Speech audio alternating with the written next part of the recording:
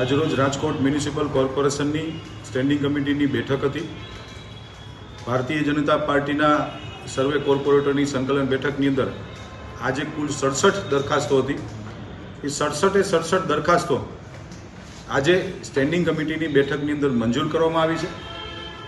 અગત્યની રાજકોટના 18 વોર્ડની પેવિંગ બ્લોકની ડીઆઈ પાઇપલાઇનની નવા રોડ બનાવવાની, બ્રિજો બનાવવાની, આવાસ યોજનાના એક પોલિસી નક્કી કરવાની, કુલ મિલાવીને 67 દરખાસ્તો સમગ્ર રાજકોટના તમામ વિસ્તારોની આજે વિકાસ કામોની દરખાસ્ત હતી.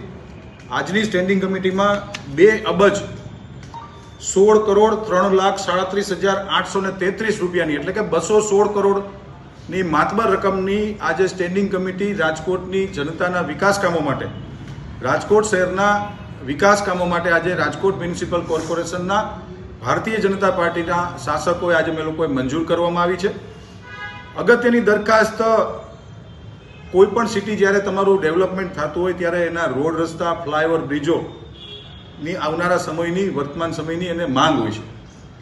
તેના ભાગરૂપે કાલાવા રોડ ઉપર મોટા મોવા સ્મશાનની આગળ જે સર્કલ આવે છે ત્યાં રાજ્ય સરકારની માનનીય ભૂપેન્દ્રભાઈ પટેલ, માનનીય મુખ્યમંત્રીશ્રીની ગ્રાન્ટ દ્વારા રાજકોટ મ્યુનિસિપલ કોર્પોરેશને ગુજરાતનો પ્રથમ આઇકોનિક બ્રિજ જે 3 લેયરમાં બનવા જઈ રહ્યો છે એની અગત્યની આજે ફ્લાયઓવરની એક દરખાસ્ત હતી. એ પણ ભારતીય જનતા પાર્ટીના સર્વે કોર્પોરેટરશ્રીઓએ આજે મંજૂર કરવામાં આવી છે.